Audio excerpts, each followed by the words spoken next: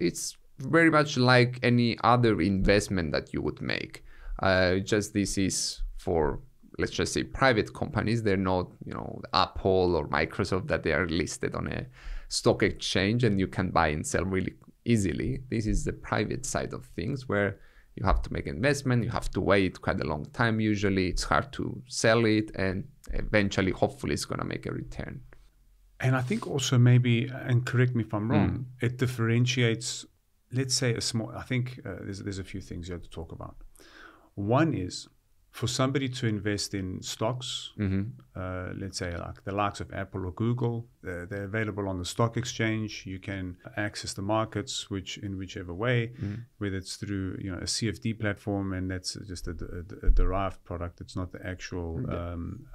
You don't actually have a stock, but you just investing on the difference, the hope of a future increase in the price. Yeah.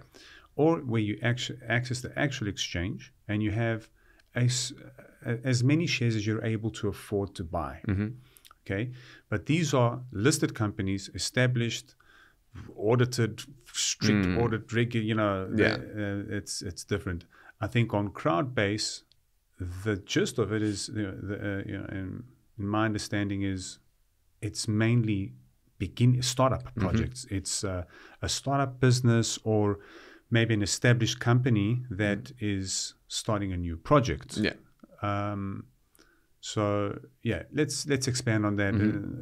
Not so much of an exact question, but I think is just first verify that that's the main difference. And from an investor standpoint, what would you say would make me decide as an investor whether I would invest $1,000 in Google on the stock exchange or in a project on Crowdbase? Yeah, so in general, that's very correct the way you have described it. And let me just begin by saying that the purpose of Crowdbase, as I described before, was to facilitate this funding for innovative projects. And that's usually the startups, the new companies that are created out of academic research or some kind of new development, or these people see a service that people need on the market, and they create something new to provide the solution for them. As you mentioned, though, that's quite different from investing in the stock market. And because you're investing so early on in the life of a company, there is an equivalent risk that comes with it. We all know Apple, for example, is gonna release the new iPhone every September.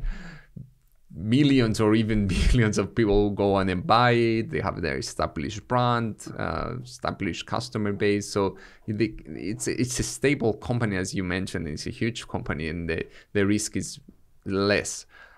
Which is why you usually would expect a small return as well. Now, if we go to this side of the spectrum, that is quite early in the life of a startup, you're just getting in at the beginning of the company, the beginning of their journey, the risk is quite high, but at the same time, you would expect that if it succeeds, the return could be quite high as well. So it's like saying, what if you had the chance to invest in Apple or Microsoft when they were back in the days in a garage? Or even Tesla in 2019. Yes, exactly. So that's the different side of the table we are focusing on the private side of things, on the really early side of things. And yes, there is higher risk and other type of risk as well. So you can sell your investment whenever you want, or you're not getting a regular dividend and so on. But you are compensated for that risk through a higher expected return. So the difference, let's just say that you mentioned before, of going and investing €1,000 in Apple versus one of our projects is how much risk do you want to take on. The one is a nice stable investment that's probably going to keep on going up with a stable trend, and the other one is a higher risk one that could potentially fail or could potentially have a multiples of return on your money. Thank you for watching. If you liked that video and you want to watch the full episode, it's available here. Remember to like, subscribe and share. It helps the channel.